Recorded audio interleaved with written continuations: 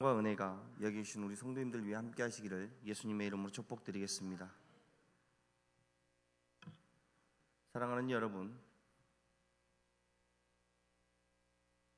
요즘 살기 쉽습니까? 어렵습니까? 왜 그냥 의미심장한 웃음만 지으시고 계십니까? 인생이 쉽습니까? 어렵더라고요. 어려워서 어른들을 찾아가면 이 어른은 이렇게 살으라고 이야기하고 저 어른을 찾아가면 저렇게 살으라고 이야기를 합니다. 그게 인생입니다. 답이 없죠. 그럼 여러분, 한 가지 더 묻겠습니다. 믿음과 신앙은 쉽습니까?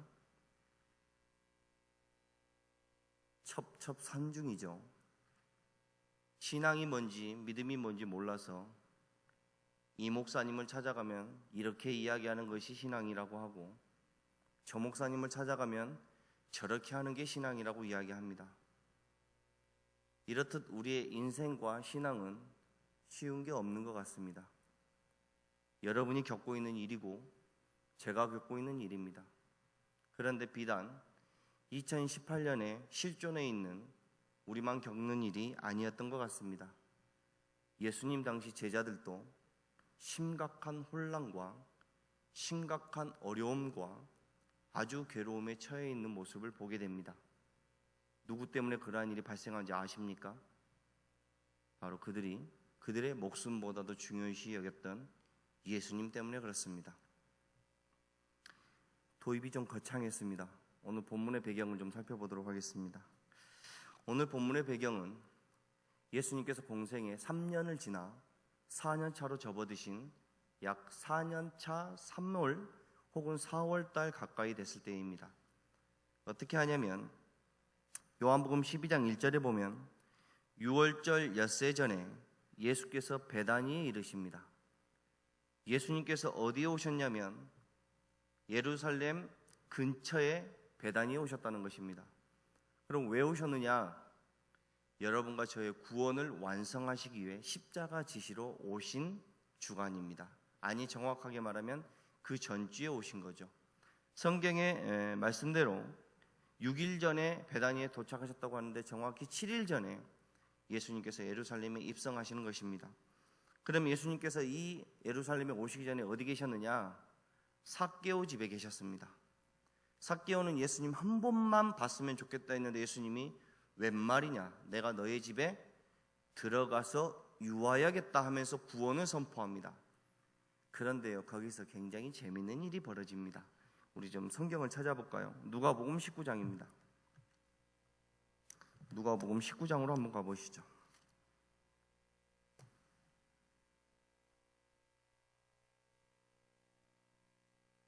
누가복음 19장 11절입니다.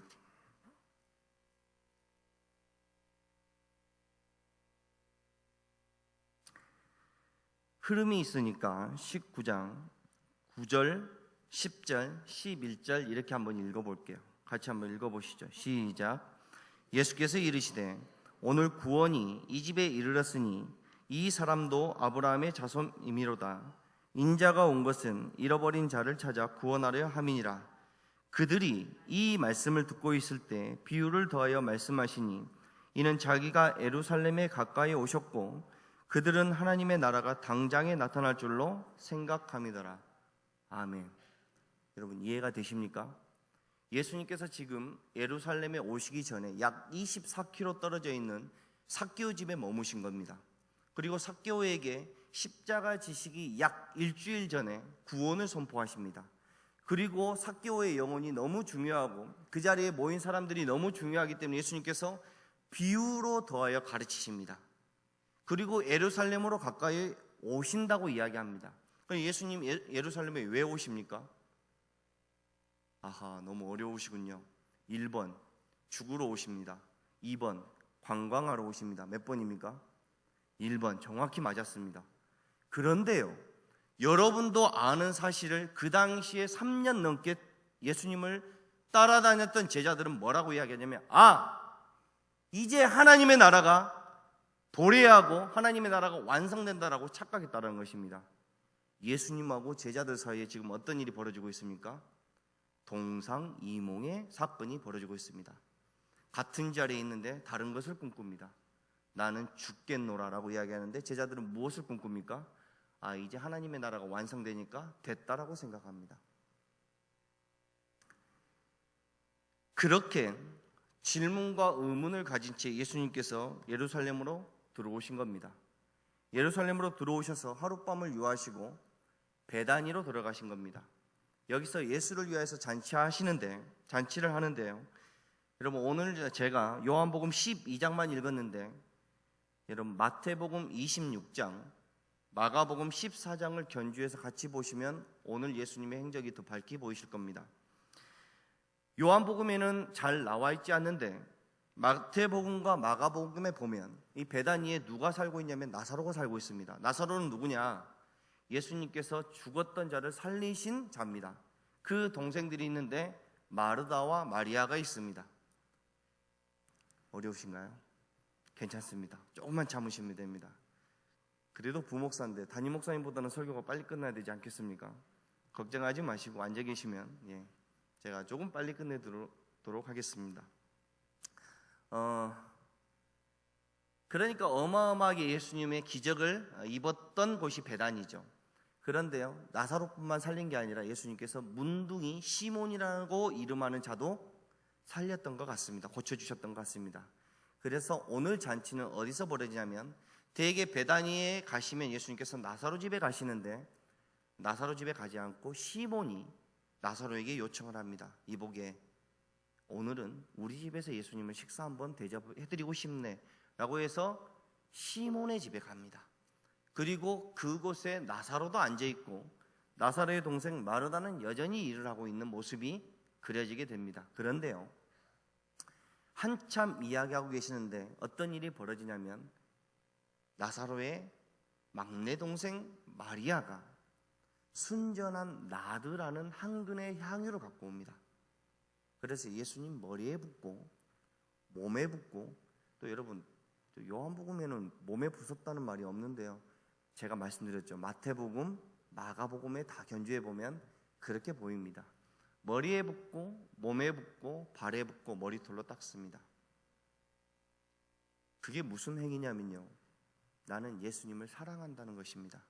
조금 더 정확하게 이야기하면 예수님께서 죽으실 것임을 장래를 위하여서 한 행동입니다. 맞습니까? 그럼 마리아는 누구의 말씀에 따라 지금 그러한 행위를 하고 있는 것입니까? 예수님의 말씀에 따라 하는 것입니다. 그럼 조금 더 이상한 행위입니까? 아니면 이상한 행동입니까? 이상하지 않은 행동입니까? 이상할 것이 없는 행동입니다. 그런데 제자들이요, 마리아에게 손가락질합니다. 야, 이 여자 밑에 니은아, 그게 지금 얼마짜린데 뭐하냐 지금? 300데나리온이라는 것입니다. 여러분, 300데나리온은 1년이 365일 아닙니까? 65일 빼고 1년에 일할 수 있는 날을 약 300일 치고 하는 1년치 연봉입니다. 여러분 연봉 얼마 받으십니까? 약 3천에서 5천만 원이 호가하는 것이 바로 순전한 나드 한 근이라는 것입니다. 나드라는 향유는 향유 중에서도 가장 고급된 향유입니다. 어디서만 발췌되느냐? 히말라야 산에서만 발췌되는 것입니다. 그럼 목사님, 한 근은 도대체 어느 정도입니까? 여러분, 콜라병 있지 않습니까? 병으로 되어 있는 게, 그게 340에서 355ml로 알고 있는데 딱 그 정도입니다. 0.34, 그러니까 340ml, 우리가 콜라병 들고 있으면 그걸 가지고 그 정도 양을 머리에 붓고 몸에 붓고 발에 붓는 거죠. 그러니까 충분히 젖을 수 있는 양이죠. 이 사랑의 행위와 조금 더 이상할 것이 없는 행위를 했는데 제자들은 공격을 했다는 것입니다. 너 왜 정신 나간 짓을 하느냐? 차라리 이 5천만 원을 호가하는 이 나들을 팔아서 가난한 자를 도와주면 좋을 뻔하였노라 라고 했습니다. 예수님께서 누구의 편을 들어주십니까? 제자들입니까? 아니면 이 여인의 편을 들어주십니까? 여인의 편을 들어주십니다. 여기서 본문은 멈출 겁니다. 제가 무엇을 오늘 이 시간에 나누려고 하냐면, 도대체 3년 넘게 따라다닌 그 제자들, 이제 일주일 있으면 예수님께서 인류의 대속을 짊어지시기에 십자가를 지시는 그 순간까지도 도대체 왜 제자들은 무엇을 보고 무엇을 들었길래 예수님의 뜻을 이렇게 모르며 이 여자 오직 한 명 마리아만이 예수님은 죽으실 것이다, 그러니까 내가 전 재산을 부어서 모은 이 나더라도 예수님 머리와 예수님 몸과 예수님 발에 쏟아서 내가 예수님의 장례를 준비하겠다, 어떻게 그러한 일이 있는지 역추산해 보자는 것입니다. 이것을 역추산하면서 오늘 이 시간에 우리가 예수 그리스도를 하나님이라 믿고 있는 여러분과 저도 제자들의 모습을 취할 것이 아니라 오직 한 명이지만 제대로 된 신앙의 행위를 하고 있는 마리아와 같은 그런 믿음의 소유자가 되기를 바라는 마음으로서 설교를 진행하고자 하는 것입니다. 미리 말씀드리지만 그러한 은혜가 여기 계신 여러분들 위해 함께 하시기를 예수님의 이름으로 축복드리겠습니다. 그럼 아직 설교 시작 안 했습니다. 이제 시작합니다. 사랑하는 여러분, 예수님께서요 공생의 3년 가을에 가이사라 빌립보로 가십니다. 그래서 제자들에게 묻습니다. 사람들이 나를 누구라 하느냐? 제자들이 멈칫합니다. 이미 사람들은 예수님에 대해서 메시아라, 하나님의 아들이란 고백이 다 나왔습니다. 그런데 제자들이 고백을 전달하지 않습니다. 더러는 엘리야, 선지자, 에레미야나 뭐 그런 자라고 봅니다 라고 이야기합니다. 그래, 중요하지 않다. 그럼 너희는 나를 누구라 하느냐? 그때 제자들이 역시 대답하지 못합니다. 그때 하늘에서 하나님께서 베드로의 입을 열어주십니다. 뭐라고 합니까? 주는 그리스도시요 살아계신 하나님의 아들이십나라고 고백합니다. 그 뜻이 무슨 뜻인지 아십니까? 예수님은 하나님께서 보냄을 받은 종이라는 것입니다. 맞습니까? 그런데 거기까지 유대인들은 오케이가 됩니다. 그런데 사람의 모습을 취하고 있는 예수님이 하나님의 아들이라는 것까지 가버립니다. 여러분, 하나님의 아들은 없습니다. 무슨 말이냐? 여러분이 생각하는 아들 개념이 아니라는 것입니다. 여기서 아들이란 개념은 그냥 그분은 그분이라는 표현입니다. 성자 예수님은 성부로부터 발출되시는 것입니다. 인간이 어떤 육신의 방법으로 낳은 것처럼 낳은 게 아니라 발출되시는 것입니다. 그분이 그분이신 것입니다. 그러니까 예수님은 하나님의 아들이라고 했을 때 아들이 아니라는 것이죠. 그분은 하나님이시라는 것입니다. 그런데요, 제자들이 미칠 것 같습니다. 왜 미치냐면 분명히 예수님은 우리 앞에 계시고 사람이고 그리스도인데 그분이 하나님이라는 것입니다. 이게 너무나 힘든 것이죠. 글쎄, 여러분은 안 힘들지 모르겠지만 그들은 힘들다는 것입니다. 왜냐? 하나님을 하나님으로 인정하기 때문에 힘들다는 것입니다. 이스라엘 사람들은 지금도 하나님은 사람이 돼서는 안 된다고 이야기합니다.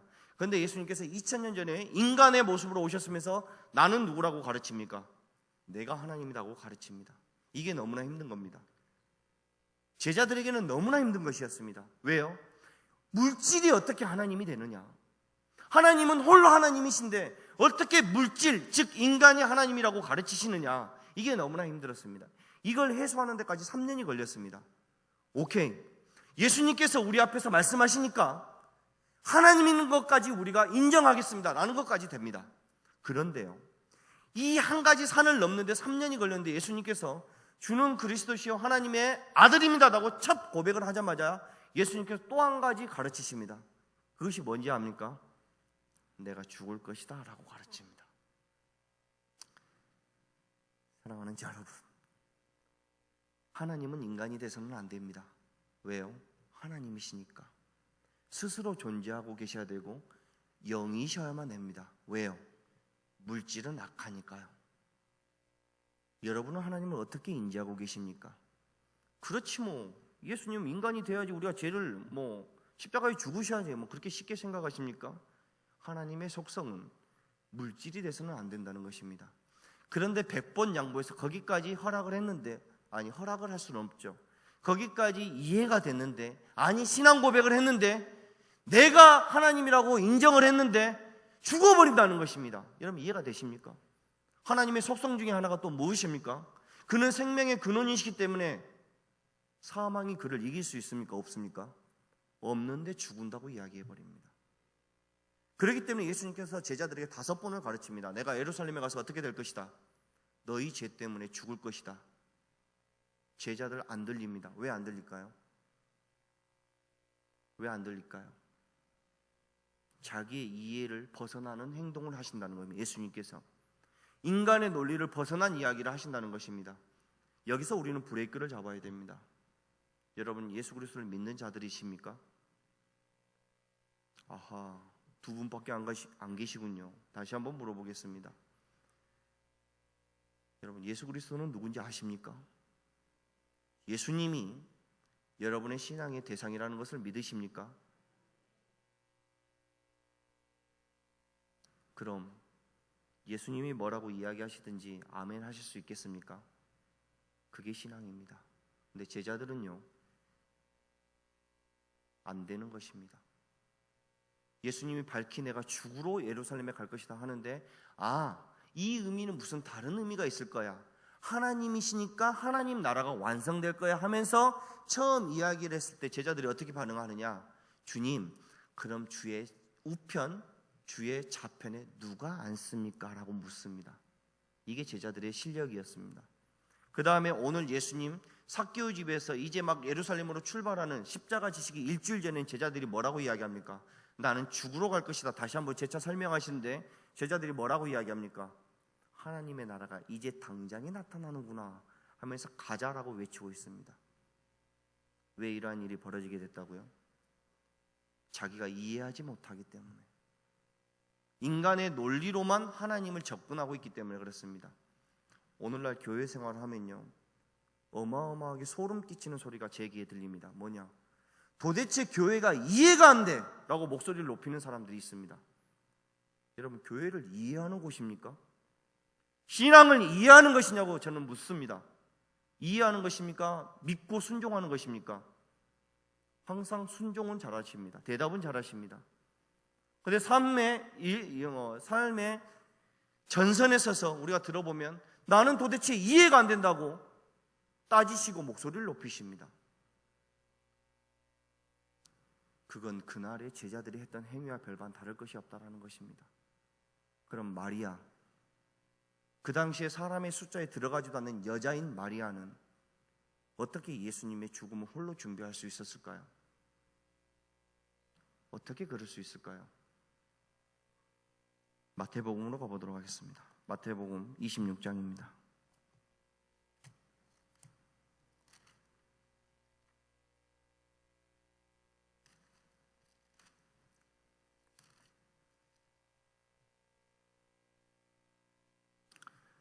마태복음 26장 10절에서 13절까지 같이 한번 합독하시도록 하겠습니다. 같이 읽어보시도록 하겠습니다. 같이 읽어보시죠. 시작. 예수께서 아시고 그들에게 이르시되 너희가 어찌하여 이 여자를 괴롭게 하느냐? 그가 내게 좋은 일을 하였느니라. 가난한 자들은 항상 너희와 함께 있거니와 나는 항상 함께 있지 아니하리라. 이 여자가 내 몸에 이 향유를 부은 것은 내 장례를 위하여 함이니라. 내가 진실로 너희에게 이르노니 온 천하에 어디서든지 이 복음이 전파되는 곳에서는 이 여자가 행한 일도 말하여 그를 기억하리라 하시니라. 아멘. 이 여자가 예수님 몸에 순전한 나드 한 근을 부은 지 약 2018년이 지났습니다. 맞습니까? 30년 빼면 한 2000년 지났다고 할 수도 있죠. 그런데 오늘 이 강단에서 저는 누구에 대해서 이야기하느냐?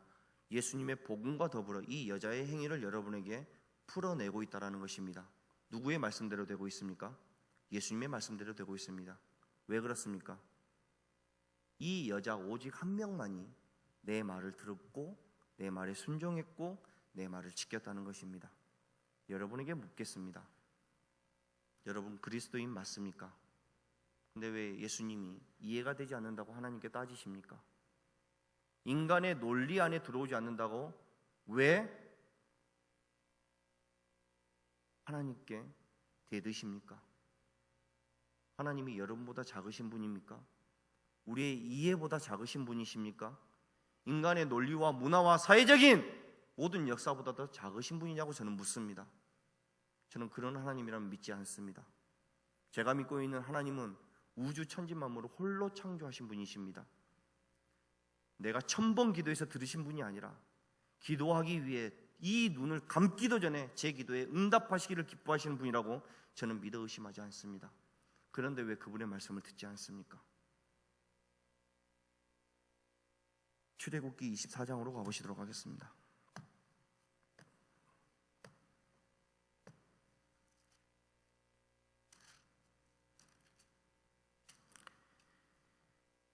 출애굽기 24장 1절에서 8절까지입니다. 출애굽기 24장 1절에서 8절까지 한번 읽어보시겠습니다. 같이 읽어보시죠. 시작. 또 모세에게 이르시되 너는 아론과 나답과 아비후와 이스라엘 장로 70명과 함께 여호와께로 올라와 멀리서 경배하고 너 모세만 여호와께 가까이 나오고 그들은 가까이 나오지 말며 백성은 너와 함께 올라오지 말지니라. 모세가 와서 여호와의 모든 말씀과 그의 모든 율례를 백성에게 전하매 그들이 한 소리로 응답하여 이르되 여호와께서 말씀하신 모든 것을 우리가 준행하리이다.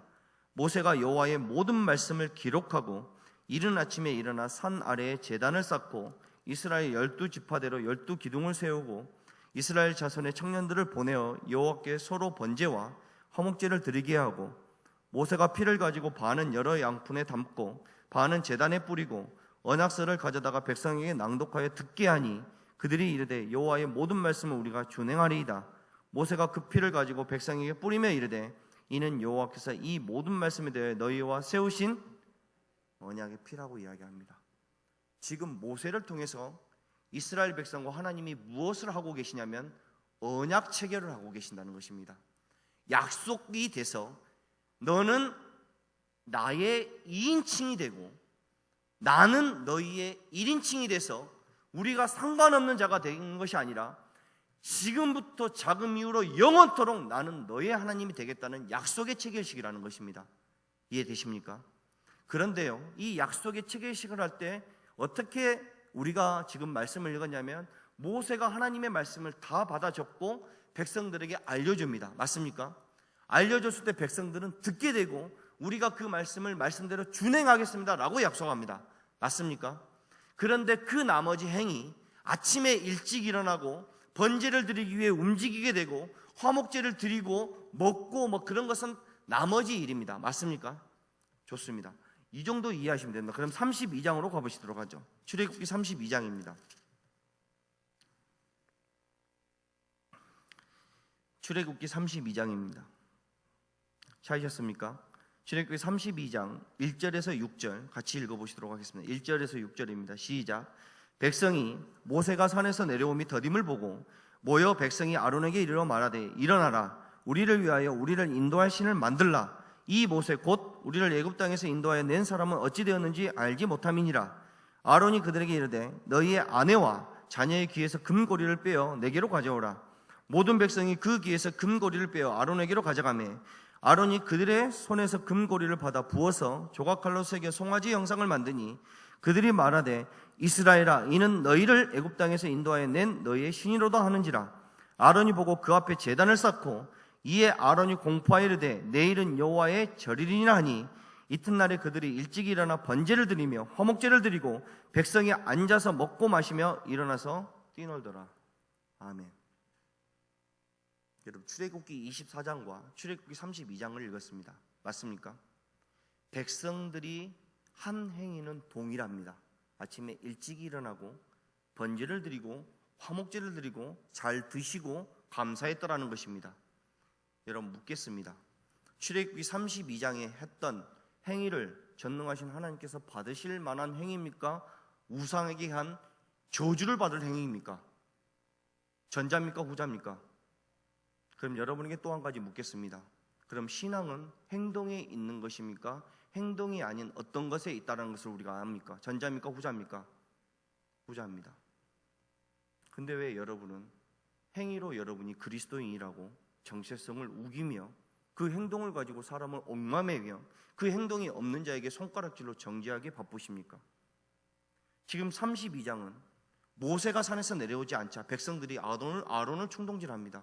모세는 죽었을 것이다. 우리의 신을 만들어낼라. 너희 귀와 손에서 금을 빼놔라. 부어서 조각해서 만드는 게 뭐냐? 금송아지입니다.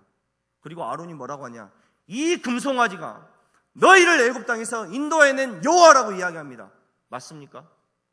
들리지 않습니까? 그런데 아멘 하면서 그들이 그 앞에서 제사를 드리고 뛰놀았다는 것입니다. 이 행동이 하나님께서 받을 만한 행동이냐고요. 그런데 출애굽기 24장 진짜 우리 하나님과 언약 체결을 할 때 백성들의 행위와 동일하다는 것입니다. 제가 무슨 말씀 드리려고 하는지 이해가 되십니까? 우리의 정체성은 행위에 있지 않습니다. 왜냐하면 여러분과 저는 못났기 때문에 그렇습니다. 즉 항상 실수할 수밖에 없고 항상 죄를 지을 수밖에 없기 때문에 우리의 행동에 신앙의 근거를 삼지 않는 게 우리 기독교인들입니다. 그런데 오늘날 한국교회가 신앙과 행동의 명분을 줘버렸습니다. 그럼 어떻게 됩니까? 2000년 전에 제자들 오직 한 명 마리아가 올바른 신앙의 행위를 하고 있는 그 행위를 정죄히 하고 그 행동을 못마땅히 여기는 우리의 모습이 될 것이라는 것입니다. 마리아가 맞습니까? 제자들이 맞습니까? 마리아가 맞는 거 아닙니까? 그럼 마리아는 어떻게 해서 그런 신앙을 갖게 되었습니까?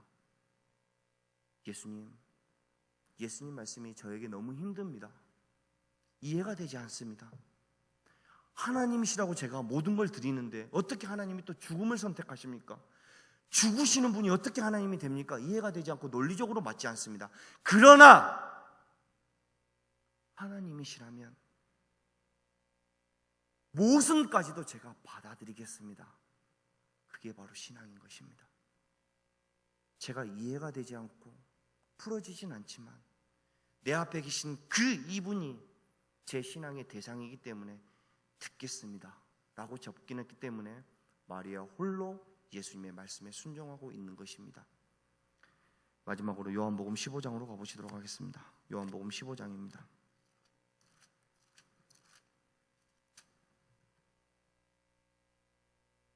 요한복음 15장 1절에서 14절까지 좀 길지만 의미를 생각하면서 같이 한번 읽어보시도록 하겠습니다. 같이 읽으시죠. 시작. 나는 참 포도나무요 내 아버지는 농부라. 물은 내게 붙어있어 열매를 맺지 아니하는 자는 아버지께서 그것을 제거해 버리시고 물은 열매를 맺는 가지는 더 열매를 맺게 하려 하여 그것을 깨끗하게 하시느니라. 너희는 내가 일러준 말로 이미 깨끗하여졌으니 내 안에 거하라. 나도 너희 안에 거하리라. 가지가 포도나무에 붙어있지 아니하면 스스로 열매를 맺을 수 없음같이 너희도 내 안에 있지 아니하면 그러하리라. 나는 포도나무요 너희는 가지라.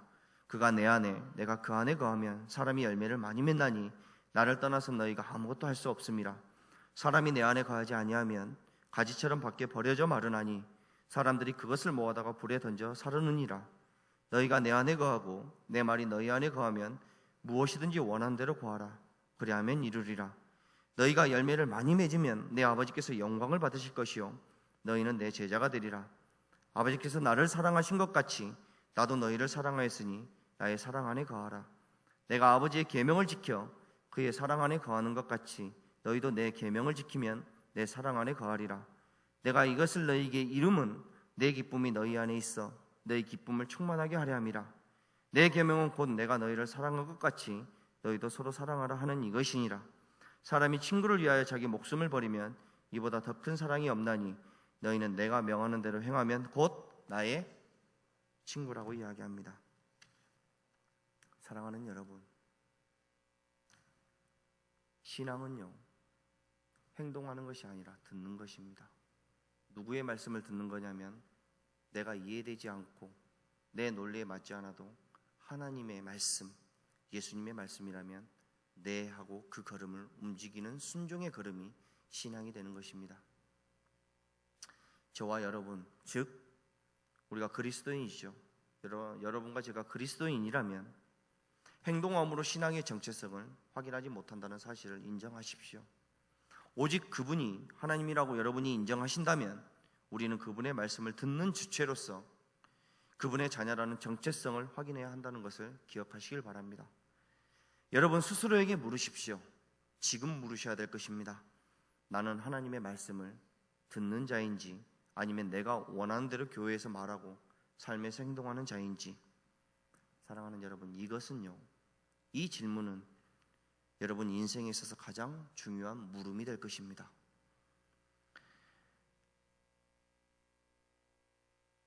왜냐하면 이 질문은 여러분 영혼의 최종 거처를 결정짓는 질문이 되기 때문에 그렇습니다. 아무쪼록 여러분들이 예수님을 믿으신다면, 그리고 그분을 하나님이라고 인정하신다면 그분의 말씀이 여러분의 논리와 이해를 벗어나고 뛰어넘더라도 그분의 말씀을 들으시고 순종의 걸음을 걸으시는 베다니 마리아와 같은 귀하고 귀하신 인생들이 되시기를 예수님의 이름으로 축복드리겠습니다. 하나님, 오늘